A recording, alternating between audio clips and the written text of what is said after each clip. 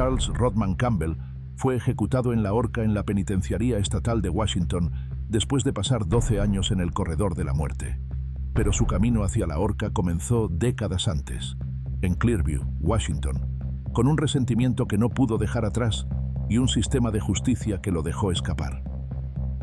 La mañana del 14 de abril de 1982, Charles se despertó inquieto. Comenzó a beber temprano y para cuando llegó a la casa de su novia, Judith Dirk, ya estaba borracho. Se sentó allí, apenas escuchando, mientras se tomaba otro paquete de 6 cervezas. Su mente no dejaba de dar vueltas sobre una mujer que había testificado en su contra años atrás, Renee Wicklund. Salió de la casa de Judith poco después del mediodía, tomando un cuchillo de carnicero de su cocina antes de salir por la puerta. Su siguiente parada fue la casa de una amiga. Quería algo de ella, control, tal vez consuelo, pero Debbie le dijo que no. Aún así, Charles intentó sobrepasarse, la tiró al suelo e intentó quitarle la ropa. Pero cuando ella lo empujó, él retrocedió y se fue, aunque la furia permaneció. Fue entonces cuando condujo hasta Clearview, hasta la casa de Renee. Alrededor de las 3 de la tarde, estacionó su auto rojo en el bosque y esperó. Desde la línea de árboles, observó la casa donde todo había comenzado años antes. La calle estaba tranquila. Había juguetes infantiles en el jardín. Y dentro estaba la mujer que, años atrás, se había presentado en la corte y había ayudado a enviarlo a prisión por una agresión violenta. Y él nunca se lo perdonó. Cerca de las 3:30 salió del bosque con el cuchillo en la mano. Se deslizó entre arbustos y cercas, acercándose más, esperando el momento perfecto. Ese era el día en que se vengaría. Aquella tarde, Renee, de 41 años, se había quedado en casa enferma. Normalmente trabajaba como consultora de ayuda financiera escolar y contadora desde casa, pero ese día no se sentía bien y había pasado la mayor parte del tiempo en la cama. Alrededor de las 4:20, su hija Shanna, de 8 años, regresó de la escuela. Unos minutos después, su vecina Barbara Hendrickson tocó la puerta. Había ido a ver cómo estaban. Tomó la temperatura de Renee, revisó su presión arterial y distrajo a la pequeña Shanna haciendo gelatina en la cocina para que su madre pudiera descansar un poco más. Pero en algún momento durante ese intervalo, Charles entró a la casa. Fue tras Renee primero. Más tarde fue encontrada en el suelo del dormitorio, desnuda, golpeada y agredida sexualmente. Tenía la nariz y la mandíbula rotas, el pecho lleno de moretones y había sido estrangulada. Pero eso no fue lo que la mató. Un corte de 18 centímetros en la garganta le seccionó ambas arterias carótidas y la dejó desangrándose en el suelo. Luego fue tras Shanna. Fue atacada en el comedor y arrastrada al dormitorio, donde fue obligada a ver el cuerpo de su madre tendido en un charco de sangre. Allí fue donde Charles también la mató. La herida en su cuello era incluso más larga que la de su madre, 19 centímetros, tan profunda que casi le decapitó. Bárbara, la vecina que había llegado solo para ayudar, fue la última en morir. Fue atacada cerca del comedor e intentó escapar, pero Charles la alcanzó en el pasillo. Y como las demás, le cortó la garganta, de manera limpia y deliberada. Se desangró en el suelo antes de que nadie tuviera oportunidad de ayudarla. Pero eso no fue todo. Antes de matarlas, Charles golpeó y agredió a las 3. Y tanto los pendientes de Renee como los de Bárbara habían sido arrancados de sus orejas y robados, como un trofeo enfermizo. Luego, pasó por encima de sus cuerpos y desapareció. Cuando Donald, el esposo de Bárbara, no supo nada de ella para las 6:30 de la tarde, fue a la casa de al lado para ver cómo estaban, y se topó de frente con una pesadilla. Encontró a su esposa y a sus vecinas muertas. La policía llegó rápidamente, pero no tardaron en darse cuenta de que no se trataba de un robo que salió mal ni de un allanamiento al azar. El nivel de violencia lo dejaba claro. Esto era algo personal. Y mientras los investigadores procesaban la escena, un nombre empezó a repetirse, porque no era la primera vez que Renee había sido atacada. 8 años antes, había sobrevivido a una agresión en esa misma casa, y el responsable era Charles. En 1974, Renee estaba afuera haciendo trabajos de jardinería en su patio delantero, mientras su bebé, Shanna, de solo 8 meses, dormía dentro de la casa. Era un día tranquilo, hasta que un hombre entró a su propiedad con un cuchillo en la mano. Era Charles. La obligó a volver al interior. Luego, con la hoja cerca del bebé, le dijo exactamente lo que quería: sexo. Y si no cooperaba, mataría a su hija. Aterrada, Renee hizo lo que él exigía, y cuando terminó, Charles se fue como si nada hubiera pasado. Pero Renee no se quedó callada. En cuanto se fue, corrió a casa de su vecina, la casa de Bárbara, y llamó a la policía. Durante un tiempo no pasó nada. El caso se enfrió, y Charles desapareció. Pero 2 años después, en 1976, volvió a ver su rostro, esta vez en una rueda de reconocimiento policial, y lo señaló sin dudar. En el juicio, Renee subió al estrado, y también lo hizo Bárbara. Se presentaron ante el jurado y contaron exactamente lo que había ocurrido. Charles fue condenado por agresión en primer grado y sodomía, y recibió 3 sentencias concurrentes que sumaban un total de 40 años de prisión. En los años posteriores al ataque, la vida de Renee se vino abajo. El trauma le pasó factura, y su matrimonio con Jack Wicklund terminó. Se centró en criar sola a Shanna y abrió un pequeño negocio de contabilidad desde casa para mantener algo de estabilidad. Y por un tiempo, lo logró. La vida comenzó a sentirse segura otra vez, hasta que Charles regresó. Después del ataque, la vida de Renee se vino abajo. El trauma de lo que había vivido la desgastó, y su matrimonio con Jack Wicklund se rompió. Se enfocó en criar a Shanna sola y en mantenerlas con su negocio de contabilidad desde casa.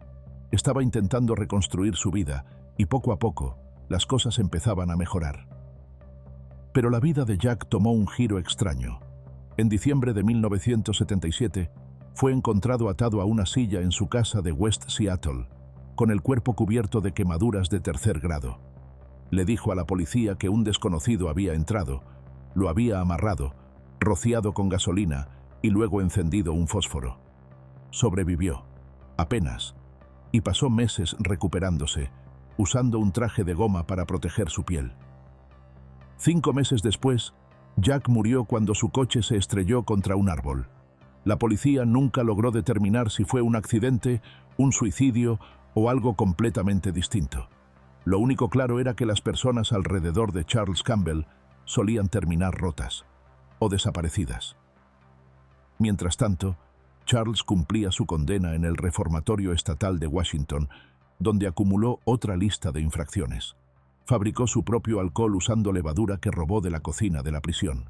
Golpeó a otros reclusos, uno de ellos tan fuerte que necesitó atención médica. También agredió sexualmente al menos a otros 2 presos y los amenazó de muerte si hablaban. Pero eso no era todo. Charles también empezó a mantener relaciones sexuales con una consejera del programa de abuso de sustancias, y cuando ella apareció embarazada en el trabajo, comenzaron a hacerse preguntas. Perdió su empleo, y para octubre de 1982 había dado a luz al hijo de Charles, un varón. En enero de 1979, un psicólogo de la prisión revisó su caso y encontró algo aún más preocupante. El informe describía a Charles como combativo, antisocial y totalmente desconectado del bien y el mal. El psicólogo escribió que Charles había declarado la guerra a la sociedad y que veía a los demás como idiotas sin cerebro, que estaban en su contra.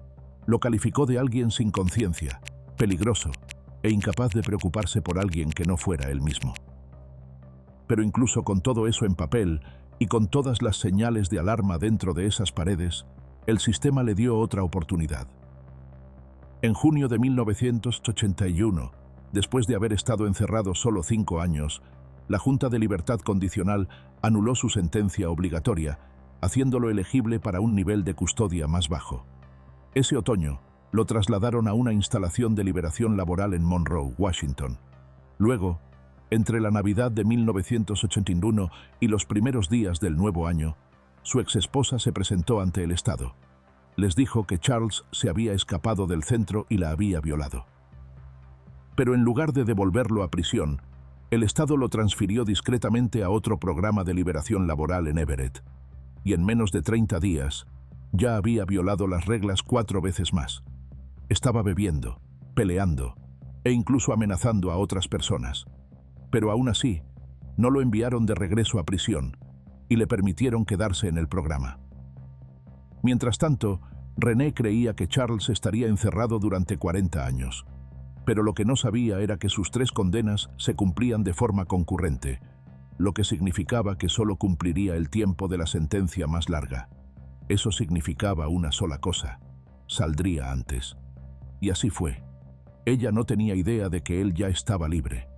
No sabía que podía regresar por ella, pero eso fue exactamente lo que ocurrió. Durante todos esos años, Charles no se había olvidado de René ni de Bárbara. En su mente, ellas eran la razón por la que había terminado en prisión.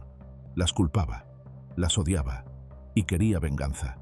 Como ambas seguían viviendo en la misma casa donde ocurrió el ataque, no fue difícil encontrarlas, y Charles se aseguró de que René y todo aquel que la apoyara pagaran por lo que habían hecho.